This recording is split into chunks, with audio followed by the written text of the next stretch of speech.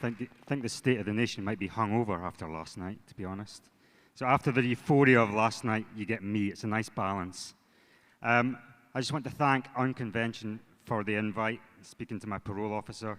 It's brilliant, Jeff, well done. Without further ado, I'm going to get my panelists to introduce themselves. Oh, I'm Gordon Masson, by the way, editor of IQ. If you introduce yourselves, and I want to know what has happened to your membership in the last year. Has it gone up? Has it gone down? Bev, I'll start with you. Thanks, Gordon. I'm Bev Whitrick from Music Venue Trust. I'm hoping that most of you know who we are, because our profile's certainly improved a lot in the last year or so. We're 7 years old. At the beginning of 2020, we had around 600 grassroots music venues who were members of our Music Venues Alliance. We currently have 939, and I think I've had 3 more applications to join this week. Wow. And what is the criteria for joining? Well, we're actually undergoing a membership review at the moment. We were created to represent the grassroots music venues of the UK, and Music Venue Trust actually defined what a grassroots music venue was, and our definition's now been adopted internationally. So those are venues that nurture talent in live music, bring new music to connect with audiences. They are not defined by capacity, but they do tend to be smaller venues. But because we've been going a while now, and because our venues are a wonderful variety of different models, we've also now defined what a grassroots music venue, grassroots music pub is, which is a pub first and foremost, rather than being about music first and foremost, but they still have an importance for sharing live music in their local area. And we also represent what we term grassroots music and arts spaces, which are more multi-art spaces, but they do have still an important developmental role with music. They tend to be, a lot of them, in more rural communities, where a purely grassroots music venue couldn't be sustained.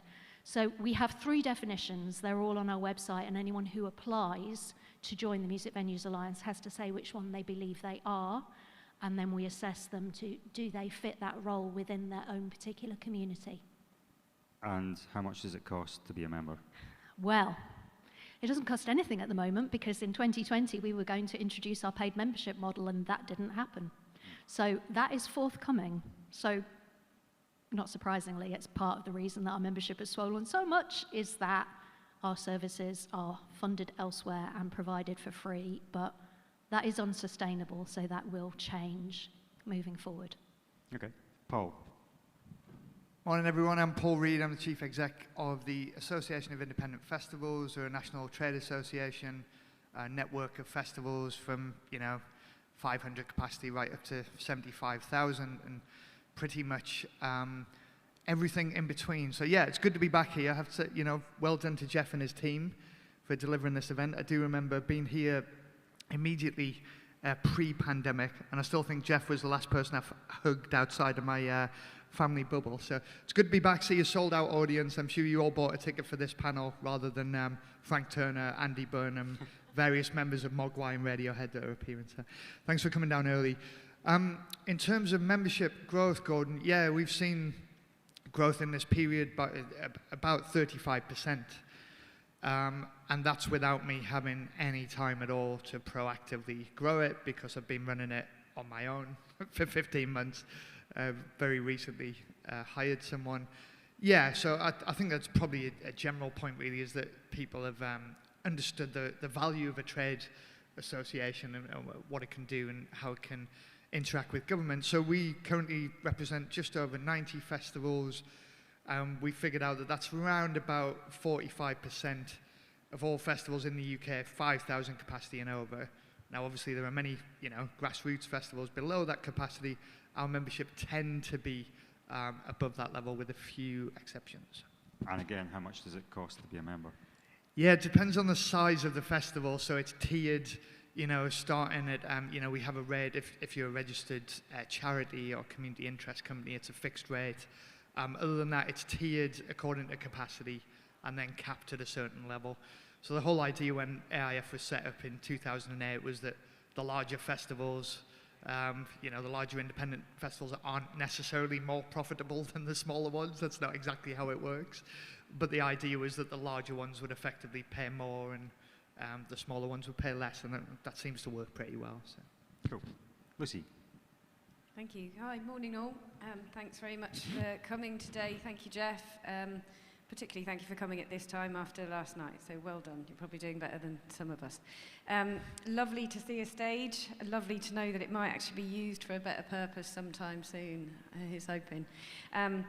So I'm Lucie Caswell. I'm the General Manager and Chief Policy Officer for the Music Publishers Association. We represent all of the UK's music publishers, from sole traders through to the international majors. At the moment, that is around 200 music publishers and represents around 95% of UK song rights through those members. It's in a group, so in the group is also MCPS, managing mechanical rights, and also PMLL, which licenses sheet music to schools and choirs as well. Our membership has pretty much stayed the same in numbers of publishers, although the publishers themselves have changed shape, some for various reasons.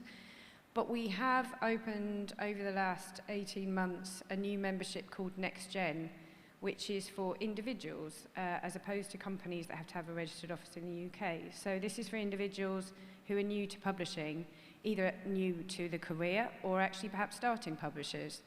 And that you can take out on an individual basis, and that has really grown over this year. It also means you can join from anywhere, and I think we'll come on to the benefits of the last year, which is being able to be part of something from anywhere.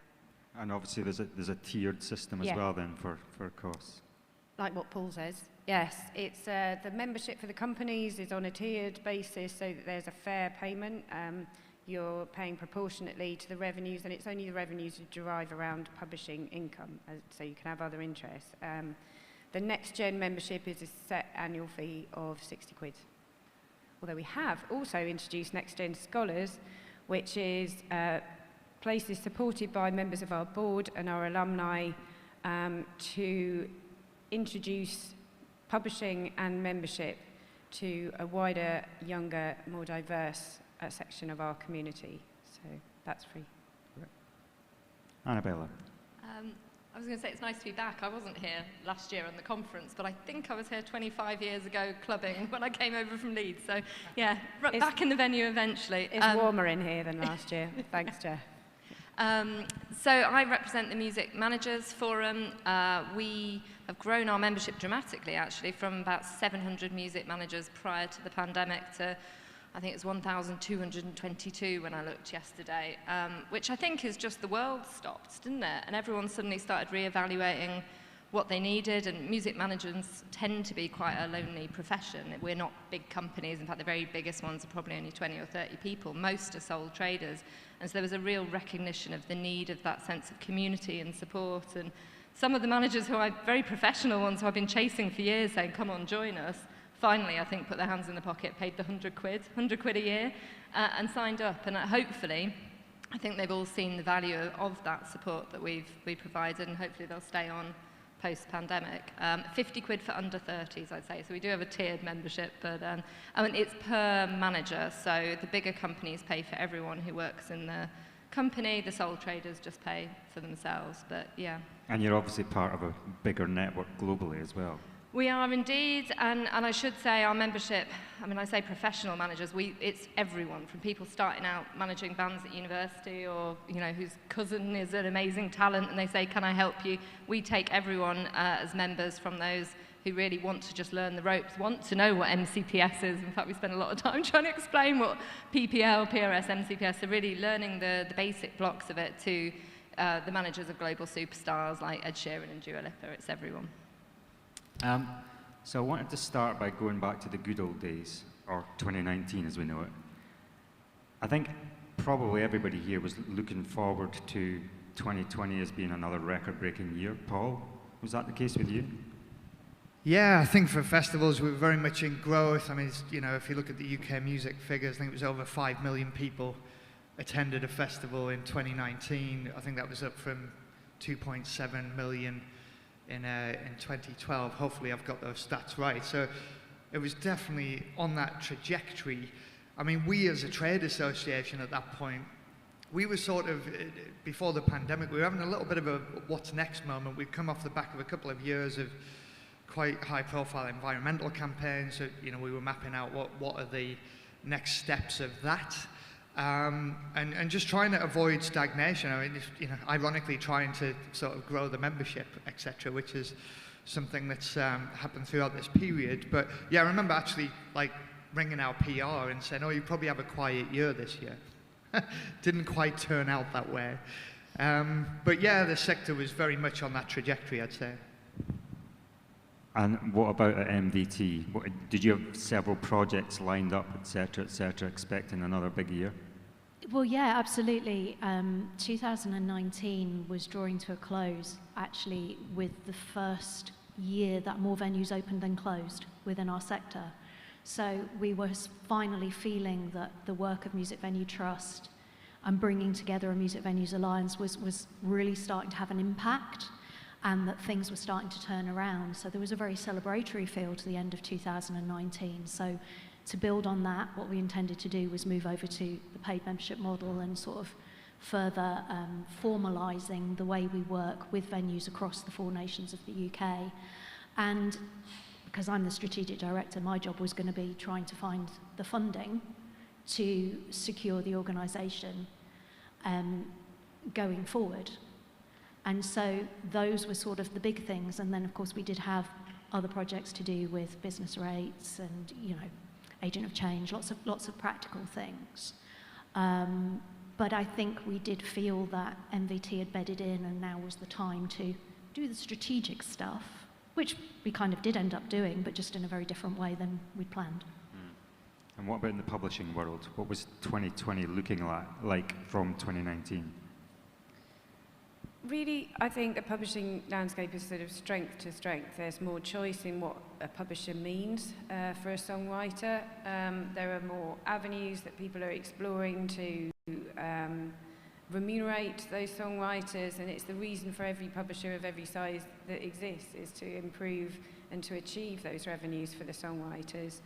A lot of will come on to the change in consumer behaviour, which has changed, which are the sort of primary sort of revenue flows, I suppose. But on all counts, a very healthy time for publishing, not least because of historic drives over the last sort of decade for driving efficiencies in matching, in reporting, in speed of delivery, and all of those things that actually sort of push the money to the right places as fast as possible. So again, I think all systems go, but also really interesting, as I say, within the sector, because there's so much innovation. It's no longer just sort of administrating on behalf of other people. There are investment vehicles, there are creative works, there are compositions, and a lot of media work, and of course wedded to the live sector as well, in very different genres. So nobody saw very much of this coming, but people have had to be extremely agile. I think we'll come on to that. Yeah, I mean, I think you mentioned the international aspect. Actually, as the pandemic hit, our membership were all over the world with their artists. I was getting phone calls from Rick Astley's manager, who was out in New Zealand, who said, "We're about to go to Japan, but I'm not sure if it's a good idea or we should come home." And a load of people got stuck in America, because an awful lot of managers had gone with their artists to South by Southwest. I was about to fly out there as well. We were doing a lot more work kind of helping our membership build those international connections. We were supposed to be doing a big talk all about our research into changing nature of artists and managers' income at South by Southwest when all of this hit. And, you know, to a certain extent, a bit like with Bev, we have some plans that have continued on, and some of the issues we were working on have actually come to the forefront. So the whole kind of economics of streaming debate, we did all these research reports called Dissecting the Digital Dollar, where we try to explain how streaming monies flow or don't flow and what the issues are. And you'd think that the pandemic would have made us all just focus on live, but actually, because live music fell off a cliff, an awful lot of artists and managers were concentrating much more heavily on the recorded side of the business, which was booming, and saying, we've lost all our live income, we're not seeing that much of the recorded income, despite the numbers going up. So that led to big debates in Parliament, and again, sort of a continuation, but weirdly actually an intensity of discussion that we've been engaged in on the economics of streaming. Okay, so before we start talking about the recovery, let's just talk a little bit about what the impact has been on your membership, Bev. How long have you got? About 10 minutes. Okay. Well, the good news is that actually not very many grassroots music venues have been lost, which is far, far better than we feared. I mean, obviously, when the government closed venues, we were extremely fearful. One of the most important things to understand about the grassroots music venue sector is that 93% of venues are in commercially rented properties. And even if you're closed, your landlord still wants paying. So that is obviously a huge, huge factor to deal with and makes our venues quite different than a lot of other cultural venues which don't have landlords breathing down their neck. So, yeah, it was a very frightening time. We mobilised, we put in a lot of extra team members, we collected a lot of data, which is something that fortunately Music Venue Trust was well equipped to do. And we worked really hard both with the governments across the UK, so lots of pieces of work got done 4 times in the 4 different nations. And we also appointed a team of lovely coordinators who thought they were coming to work for me for 3 months. And they're still there, and some of them are here today. Shout out to Jay Taylor, Chris Sherrington, and Harker at Beauport who's arrived. And they've been absolutely incredible because we were a very, very small organisation. And we've had to obviously grow to communicate with our venues and help them in every way possible. So major challenges obviously have been money. We had the amazing Save Our Venues campaign, which brought over 5 million into the sector from extremely generous donors, artists who did things for us, members of the public who've supported us. Another really major thing that we've done is teach venues how to apply for cultural funding, which most of them didn't even realise they were eligible to apply. And we've done a huge amount of work teaching them how to apply, holding their hands, checking their applications. Those that are eligible, obviously not all venues are eligible, and there remain a subset of sole traders particularly whose venues are still in real danger because they have not hit the criteria for a lot of the funding. So those are our worries still. But I had to write it down. We have bought £84,395,642 of cultural funding into the grassroots music venue sector by helping our venues to apply. So that's been incredible. But we're not there yet because obviously it's going to be a really long time before venues return to normal operation. But we have an amazing community. The whole ecosystem has responded amazingly, and we're hanging on in there. Paul, impact on your members? Yeah, I mean, far-reaching and profound. It's, you know, all the kind of liquidity in the market ceased within days. At one point we were projecting that over 90% of our members were going to collapse. You know, thankfully they have proved to be more resilient than that. And, you know, Bev mentioned the Culture Recovery Fund. That has been a lifeline for many. We did have to actually lobby and fight for festival eligibility in the first place. And then, as Bev said, that whole education process, because it's a sector that isn't historically reliant on government intervention or public money. And it's almost like learning a new language. So, you know, connecting them with the right people, such as Lucie Stone, who also works with the venues, you know, to navigate them through that. And as a result, we, you know, members had a pretty good strike rate on that across the 2 rounds of CRF that have been so far. 70% of them were awarded funding, which resulted in over 11 million to our members alone.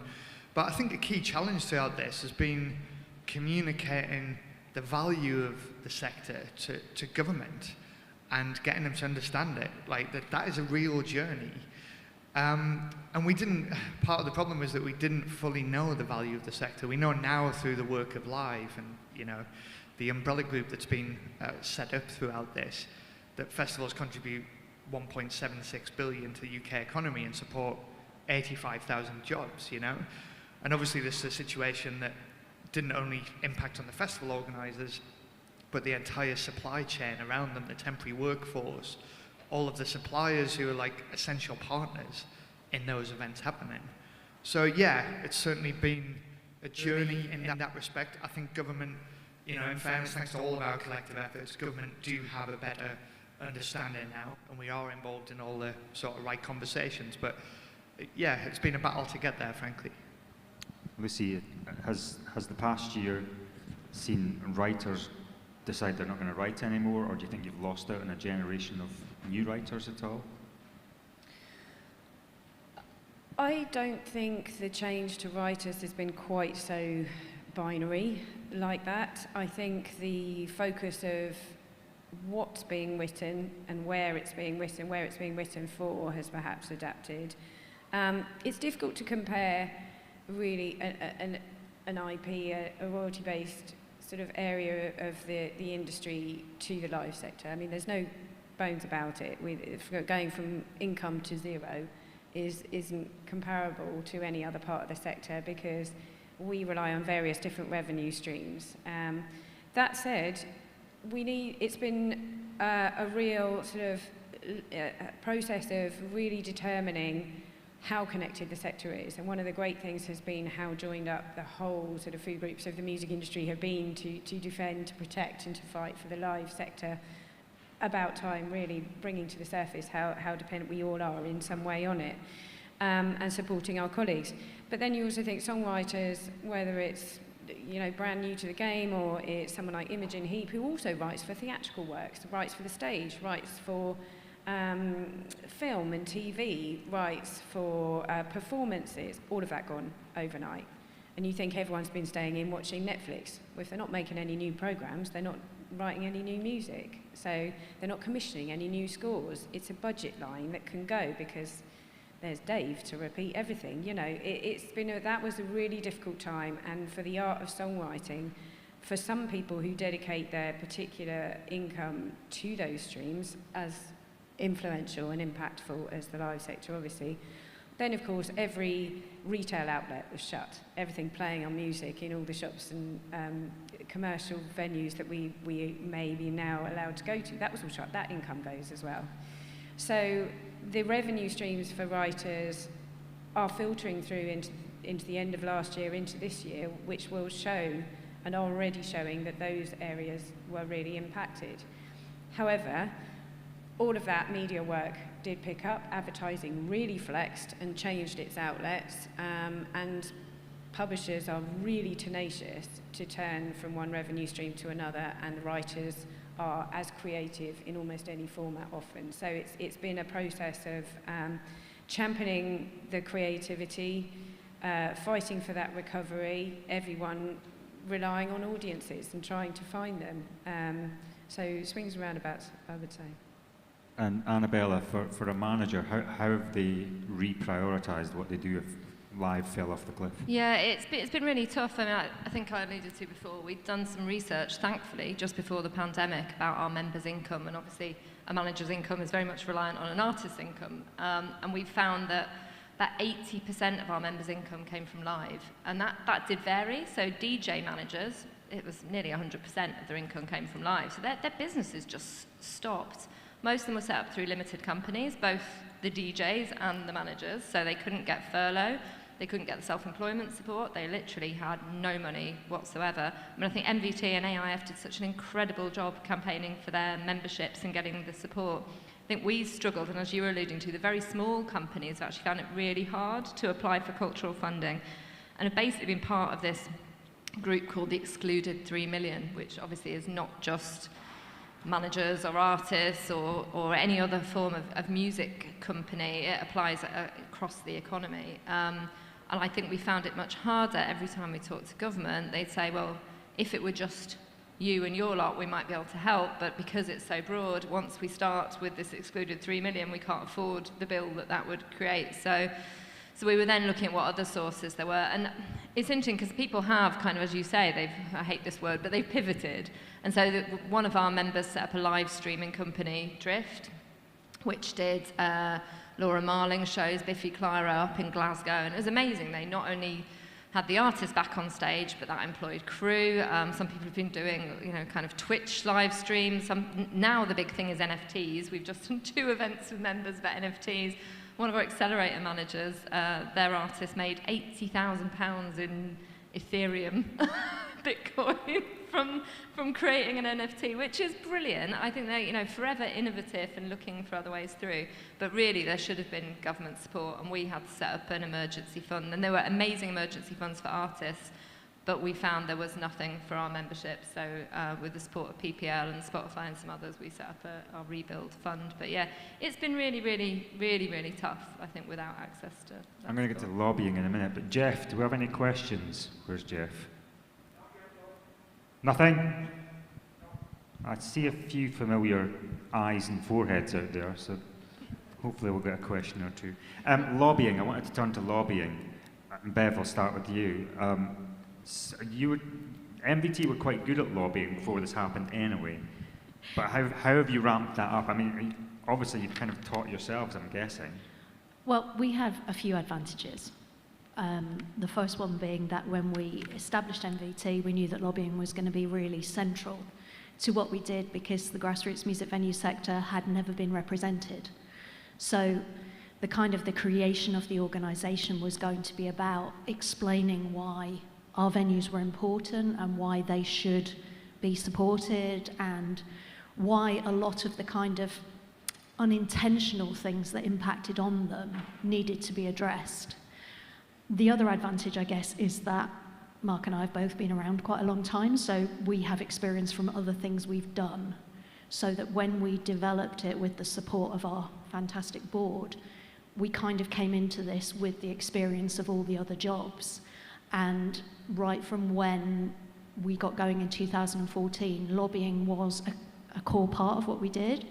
So we were able to ramp that up in COVID, but the other major tool that I would say we had is we've always been a data-driven organisation. We really understood that there's no point complaining about something unless you evidence what the problem is and suggest what the solution might be. And there's been a fair amount of people complaining in COVID that things aren't fair without then saying what they'd like the solution to be. And MVT's approach has always been present the problem, substantiate it, and then say what you think needs to be done. So in a way, we were able just to further develop the model we already had. And then we were fortunate in that because we had that base of information and the reputation for reasoned lobbying, we managed to get ourselves on lots of working groups and, actually be part of the formation of Live that Paul's mentioned. MVT, along with everyone else, we were one of the founder members of that and have actively participated in the creation and the lobbying of why live music needs a representative body. But also Mark, our chief executive, who sends his apologies. He was planning to come, but he's not been very well. He's on a lot of government working groups for the UK government, and I do some in Wales and Scotland as well. So yeah, it's partly about knowing how to ask, and then it's about trying to position yourself in the right places to make your suggestions. Paul, you look like a man who likes to hang out with politicians. How are your lobbying skills? Yeah, I think they've become a bit more finely tuned throughout this pandemic, I think it's fair to say. What Bev's saying completely resonates about a complaint not being a solution. You need to go to them with data, you need to survey your members, you need to provide detailed reports. For example, on the issue of insurance, government-backed insurance, which is ongoing, it's been quite an entrenched process of 8 months of providing supporting evidence, every shred of data that government has asked for. And that is the way to win those arguments.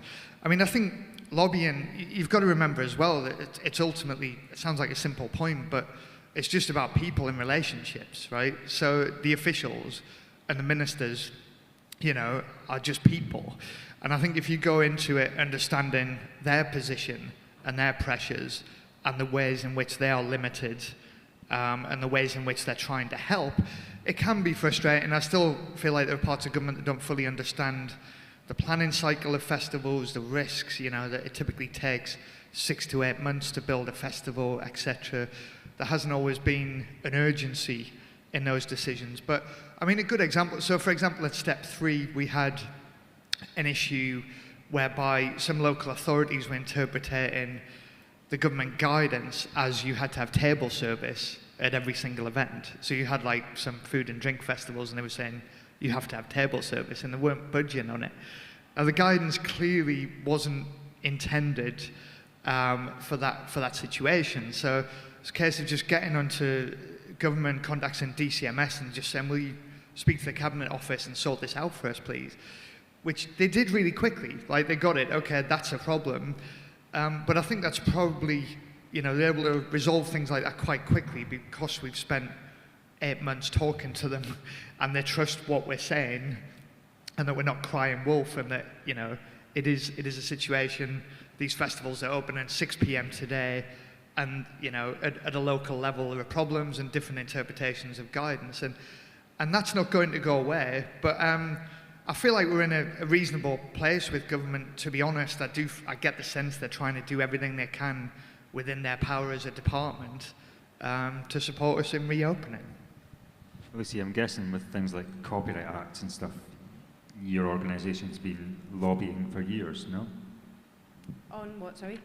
With the Copyright Act and things like that. Yeah, for those of us who've lost the last couple of years of our lives to things like called the Copyright Directive, various European copyright law changes are fantastically influential to our ability to monetize our rights, protect them, make sure that we're on a level playing field with other countries, other rights, etc. So it sounds pretty dry and technical. But it is about a level playing field. And of course, now, why do I always get to be the one who has to mention Brexit? Anyway, the combination of needing recovery and having sort of set sail, as it seems the government thinks we have, is that there's a whole new position for the UK now. You know, we don't have the foot in the door where we used to. We don't have the influence where we used to, but we do have a government completely focused on trade agreements. So, on the one hand, it's now become a really important vehicle and a lever to affect standards for our music. To, as Paul mentioned before, actually remind government that we are one of only 3 net exporters of music globally. I mean, that's enormous. It should be the thing they want to hear. It should be the golden egg in all of the asks, in the cacophony of people saying they need help, they need recovery, they need to be important. You know, we should be the solution in the same way as the arts really generate jobs and economies, as you mentioned, you know, home and away, as it were. Got that one in as well. Music and the arts can really be the good news and the recovery story, but it needs a complete overhaul of prioritisation in government. And by that, it's also our department, DCMS, tends to be a bit of a springboard for people who want to get invited to things and get a bigger job, Matt Hancock. You know, so we need to be talking to the Treasury, we need to be talking about education, we need to be talking to other influences in government higher up the food chain, as well as our overworked and underpaid civil servants, and really impress on them the importance of music at a sort of grand economic scale and a trade international scale, to be given the kind of priority on these particular issues at all. Whatever happened to Matt Hancock? It's gone really quiet recently. He'll be back. He'll be back. He'll be leaping over the stage in a minute now. I was going to say the new health secretary was also previously the culture secretary, but weren't they all really? It's just a revolving door of ministers, isn't it? Which is why I think in a way, the relationships with the officials are more important than focusing on the ministers, because DCMS are ultimately quite a subordinate department. And that's become really pronounced throughout this in terms of the decision-making, the Treasury, the Cabinet Office, etc. It's exactly as you said. Well, at least Hancock liked contemporary popular music. I think Oliver Dowden has no clue whatsoever and no interest in the commercial side of our sector. But as you say, some of the officials do. And I think when we've joined up to campaign together, we've been incredibly effective. And a lot of the time, our interests do align. And so the Live Group and UK Music campaigning for the Cultural Recovery Fund was really successful. There have been other areas where we've not been so successful, and actually, I mean, it felt like we were part of Project Fear, because we spent years saying there's going to be an issue with touring, there's going to be an issue for artists and the music industry and our global reputation when we leave the EU, and we didn't want to be part of that Project Fear, but all those fears have come to life, and actually COVID has put on hold, in a way, what would have been falling off a cliff for European touring.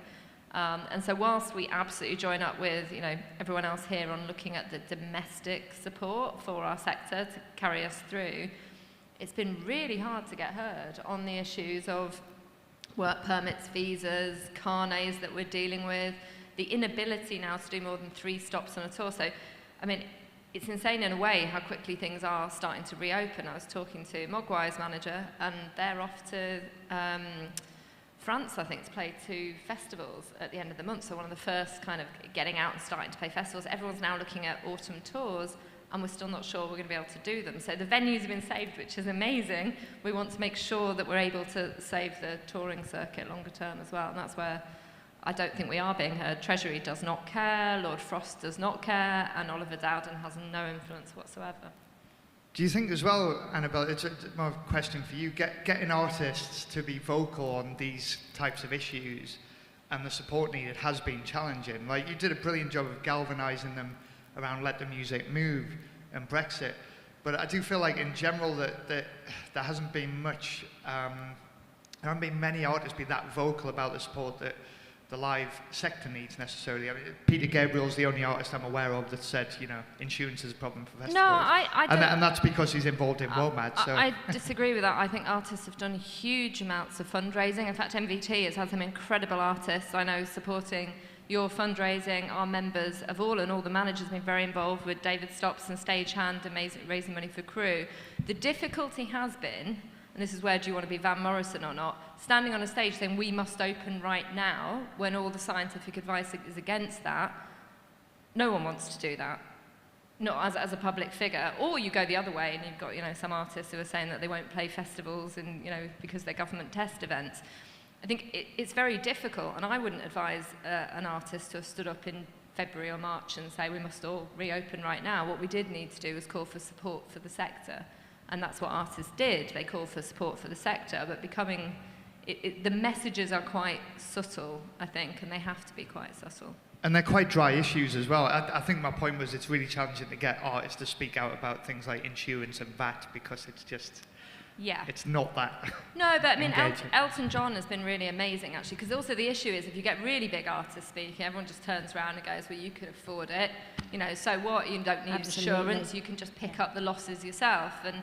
And where it really makes a difference is when you've got an artist saying, this doesn't affect me, but it affects all those who are coming through. It affects the next generation of talent, and that's what we need to address. And there have been some amazing people who've done that. But yeah, standing up and talking about VAT. Well, it's also really awkward to say to artists, could you just be wheeled out for this photo opportunity, and then we really won't care about you afterwards, just so back in your box. It needs to be something that has something that comes back to them. Either there's less risk of being caught on an issue that is not your speciality, or it's just to know that you will then have the support when you need it, not just because somebody wants a nice photo opportunity. Absolutely. And that's becoming a little trite, I think. What's really effective is when artists, as we've seen on other, particularly on sort of human rights issues lately, have been galvanising their fan base directly and having a much more sort of genuine conversation than those sort of politico photo opportunities, I think. Let's get on to the recovery. Actually, Jeff, anything? Do you want a mic? Yeah, I've got it here. So, quick one, well, I say quick one. Kat's asking, Terry's asking, how does support in the UK compare to other countries, do we know, that's been received over the pandemic? One, just specifically for Bev, is do MVT offer guidance for getting cultural funding to artists as well as venues? And I'll give you a third one. Steve's asking, Lucie, is there any data on the impact of lockdown on PRS income? Lucie, do you want to go with that one first? Yeah, well, PRS have to publish their data over the lockdown period, so I would look at their financial statements. They've also published a few reports on the impact over the last year, but I think bearing in mind royalty cycles, particularly on the songwriting side, you need to have that sort of 6-month period at least to see that flow through. So they've published what they were able to publish during that period, but I would say look at their next transparency reports and public finance statements. On top of that, there is a study being done by the Intellectual Property Office with the creator organisations, with ourselves, which are looking at changes in income over the recent years. So actually, whilst it will be useful to look at the stats that come out from PRS now, you need something to look at the change and to base them on. So I'd say put a few of these things together. All of our organisations will be looking at these stats and publishing them and critiquing them as well. Yeah, I was going to say we're part of the Writer Reps group, and as I understand it, PRS obviously will be very badly hit by the live performance because venues have been shut, so they've not been earning there, but streaming income has absolutely sustained and continued to grow. So I think when I last looked at the PRS figures, they'd not seen anywhere near the kind of immediate hit that some other parts of the industry have seen because of that balance of revenue streams, because you've got some going up and some that have stopped. But as you say, there's a very long pay through in some of those cycles, so they will not see the growth or see it slowing for next year. Even when live comes back, it will then take a longer time to flow that through. And it goes back to what I was saying earlier of different formats. So if you're looking at overall achievable revenues, it's worth drilling down to see the change in those to a degree. Although what has become apparent from the MCPS and PRS side is that there are more creators earning from their music than ever before now. And so whilst there's been, obviously this is part of a look at what comparable values are or comparable revenues are, the overall picture of more people earning more money as a baseline is a really nice story, but it goes into all the conversations we need to have with government and our peers as well as to the real economic value of that. But I think what's also really important is very few writers and publishers earn from one single revenue stream. So it is a whole picture, and obviously PRS will be publishing the performing rights side of that, so I'd look at them together. If there are any other piece of information, obviously, that people want, we might be able to point to. I'd say either go to UK Music or follow up directly, you know. Bev, artists over venues? No, we're not the right organisation.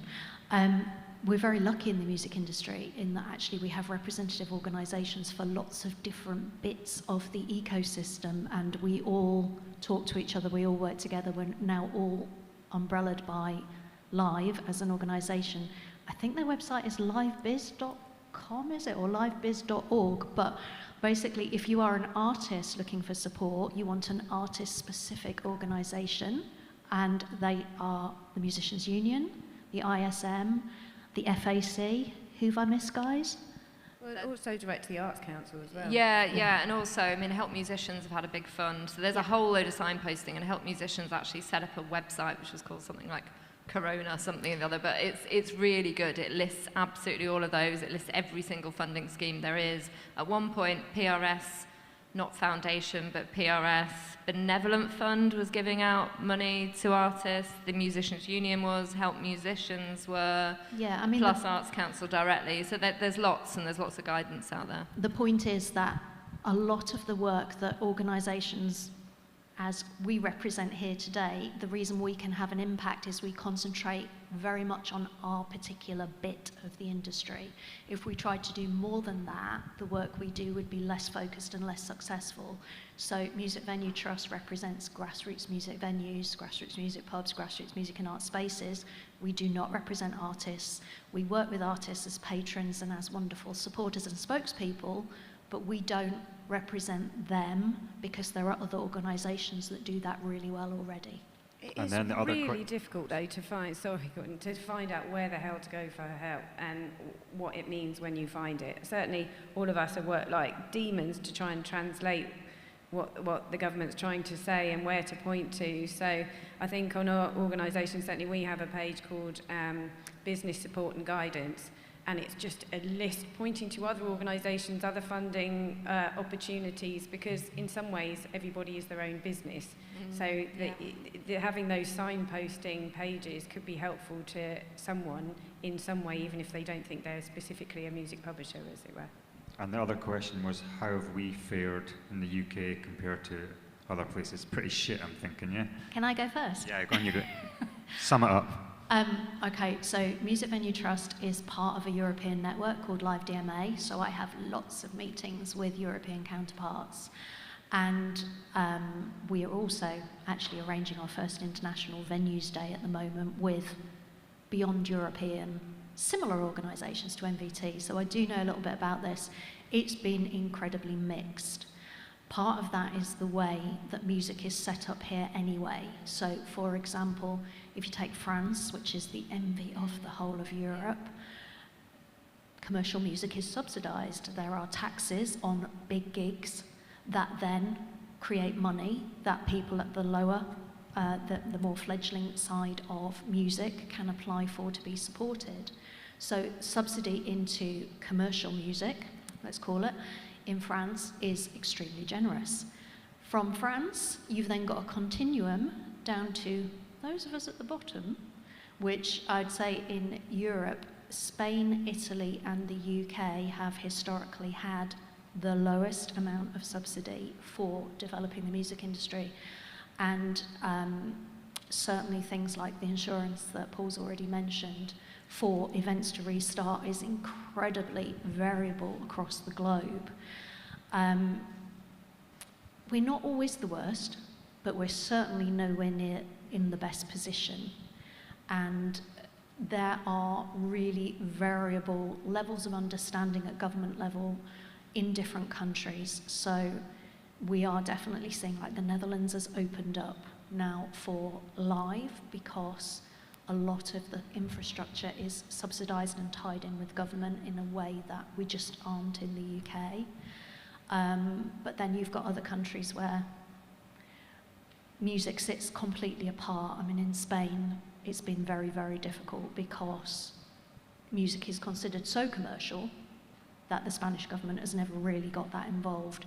So I'd say we sit somewhere in the middle, probably towards the lower end, but at least we've got the organisations. So in our sector, NEVA, which is the American equivalent of MVT, was only created in the pandemic. It's the National Independent Venue Association. So at least we're a few years old. So yeah, somewhere in that bit, nearer the bottom, but not the worst. Yeah, I think, I mean, it definitely wouldn't be accurate to say that we haven't had good support. The Culture Recovery Fund, which is, you know, if you compare it to some other parts of the world, it has been, you know, some of the best support that creative industries have had. The problem is that government have essentially been doing a bit of a victory lap since then. And there's a perception that, oh, we've sorted the sector out, haven't we? What more do you want? You know, and we did get the VAT reduction as well. I will say that there are parts of Europe in which there is a permanent cultural VAT rate, and the UK is now one of, I think, 6 European governments that doesn't have a government-backed insurance scheme for live events.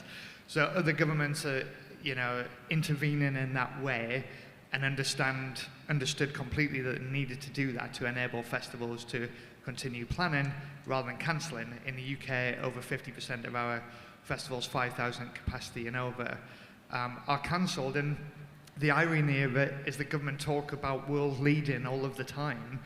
I would say that its festival industry is an area in which it is genuinely world leading. It is genuinely groundbreaking, but they haven't intervened to protect it in that way, sadly. We've got about 10 minutes left to talk about the recovery. I'm just wondering firstly, how do we build back better? There's not going to be another opportunity to rebuild the industry in a good way. I mean, everybody's talking about sustainability, equality, diversity. But then, how does that marry up with the priorities of your organisations? I'll start with you. That's an easy one, Annabella. No, it's interesting, build back better. I mean, to a certain extent, artists just want to get back to reconnecting with fans, preferably in person. But I think there have been quite a few innovations that have taken place. I mean, live streaming did, of course, exist before the pandemic, but very few people used it. The technology was really quite ropey, and that feels like it's come on leaps and bounds. And it does feel that some of the lessons learned there might help in terms of touring schedules, the number of countries you go to, in terms of all the issues around sustainability and climate change, and looking at, well, maybe we do fewer dates, but we live stream some of them so many people don't have to travel. So there are some innovations. There certainly, in fact, Brexit may force us to look at touring very differently, just because a lot of artists won't necessarily be afford to be able to take their trucks on the road in the way that they did. It's hard to build back better in some ways when you've got no money, and there's an awful lot of artists who've earned nothing, and that's your comparator with other countries. I do think the Cultural Recovery Fund has been really amazing for the kind of infrastructure, but I do think many artists and the small businesses around them have just been completely left behind. I think they will try and think about how do we do things better, but it's very, very tough. People need to just start earning again to a certain extent. Yeah, I think better is the most important word in some ways. As Annabella is saying, we need to really grab onto the innovation that's sort of been forced upon people. And I don't mean that necessarily as living by Zoom. I mean, it took me far too long to find the hide self-view option, which is fantastic. You know, but what that has done is made people really, really focus on things they've kind of parked. How good is your tech? How efficient is your reporting and your payments and everything else you do? It's really focused on that and brought it much more to the fore, which is healthy for everybody. I think it's also opened minds to innovative conversations.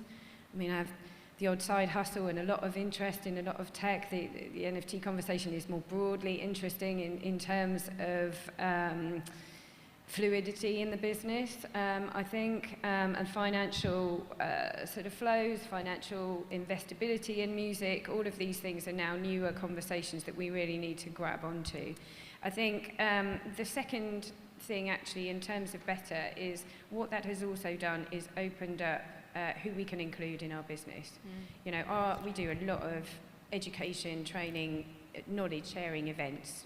What on earth is music publishing? In fact, our main course starts with something less politely titled than that.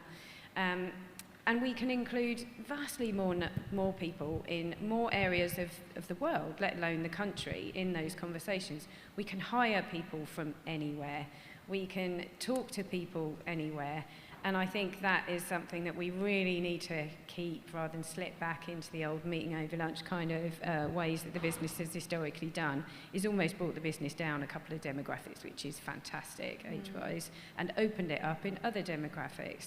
And the conversations around diversity and inclusivity and equality and equity, I would add, are massively important. It isn't a business that's been any of those things historically, which isn't good economically, it's not good for strategically, and so that's a change that isn't just a sort of woke thing to talk about, it's essential for the business, and that's really exciting as well. Totally agree. Paul? Yeah, I mean, I'll try and keep it brief. I think it's difficult to talk about recovery at the moment. You know, the situation that we're in with 56% of festivals already cancelled for this year. So although we'll see some activity this year, it is somewhat bittersweet, and you know there are obstacles in the way still. You know, I've mentioned the insurance.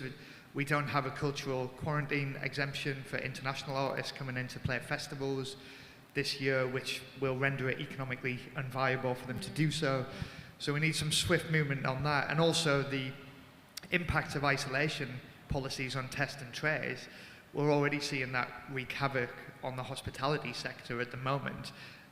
The only reason that isn't a big issue for festivals is that we're not currently operational, but we won't be able to operate if most of the staff, which tend to be the younger cohorts that won't be double vaccinated, are in isolation. So yeah, we're having all these conversations with government. I feel like we are still in the thick of it. There's still a shitload of work to be done around guidance, you know, which needs to be launched next week for the sector. So I still feel we're in the middle of it, but beyond that, we're trying to maintain the conversations around climate action, which is a whole hour or more in itself, and I feel that and you know, Lucie mentioned diversity as well, mental health, well-being. I think that's something most of the trade associations are focused on. And those are areas that I think we're yet to fully grasp systemically as an industry. Perhaps we're just starting to grasp that. There's a great deal of work to be done there, I think. Well, that's helpful. Lots of the things I had to say have already been said. All of the immediate problems Paul's talking about are obviously really in focus for our venues. There was a big meeting yesterday, online of course, of venues across the country talking about how they were going to reopen, and the fact that each venue has to decide for itself exactly how it's going to operate, which mitigations, which protocols they might still have in place, whether they're still going to stick with distancing, whether they're going to open fully.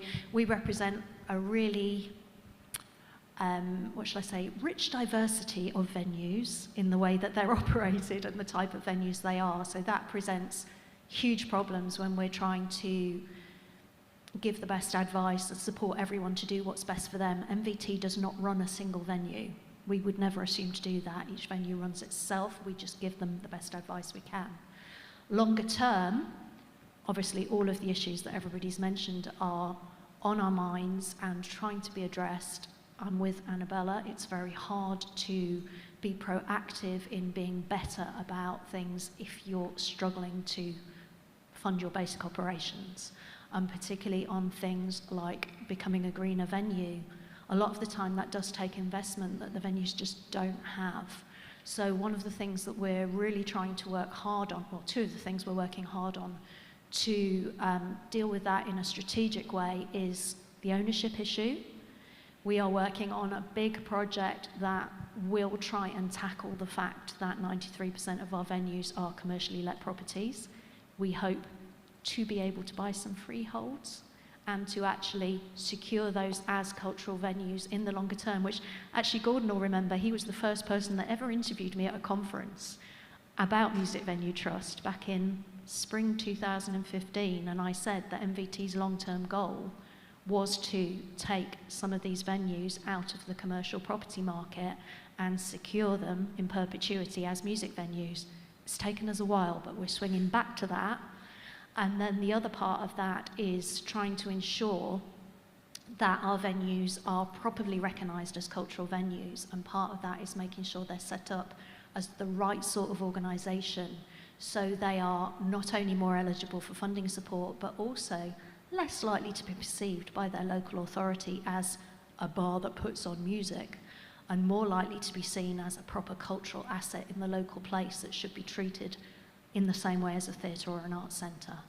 So all of that is kind of part of the mix of both the short term and the long term to try and ensure that the venues are sustainable and equipped to tackle the challenges that must be tackled in the longer term.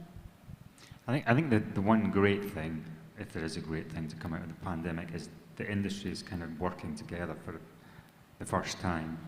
Independents seem to have a voice for the first time. There's a lot more independents now than there were a year ago because people got laid off and set up their own companies.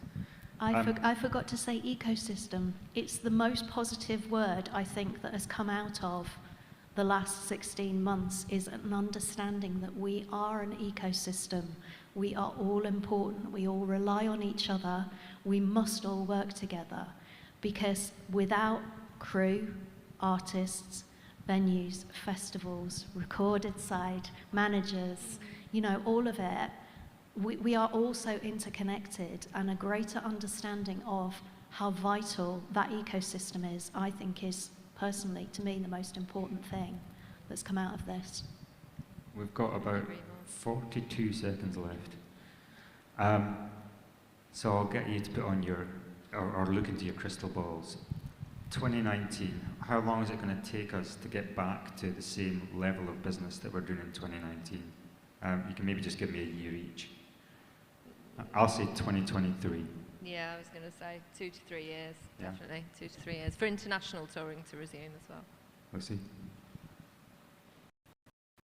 Levels of business in some ways, just pure numbers, the next 6 months. Levels of business in all ways, years, maybe even decades, especially if we're going to potentially lose places and writers, the incentive for people to see they can earn in this business, you know. So it's not a like-for-like sort of comparison, but to me it all really comes down to a government, a system and an infrastructure that really resets its priority of music and the arts, to be honest. 3 to 5 years, I would say, systemic damage, but I agree, you know, one of the key lessons has been that the live industry can work together effectively. And, you know, likes that Bev and Mark have been so collegiate in their approach and sharing things. And we've just got to end it on a positive note. We are going to get through this, and we have to remember we've got the next 10 to 20 years of independent festivals and independent music in general, and we have proved to be a resilient sector. I think it's important to remember that. And Bev, seeing as we're talking about the same thing 6 years on, what's your prediction? On this one, I'm not looking back, I'm looking forward. I don't think we're ever going to go back to what the end of 2019 was, but I do think that we've got real strength, and I hope in the next 3 to 5 years we can build a much more resilient industry. And should anything like this ever happen again, we will be better equipped to protect and champion all of our music community. And I have to say, the music fans have been astonishing in the level of support. So I think the government might not understand how important music is, but I think most of the rest of the UK does. Great, we're out of time. Thank you.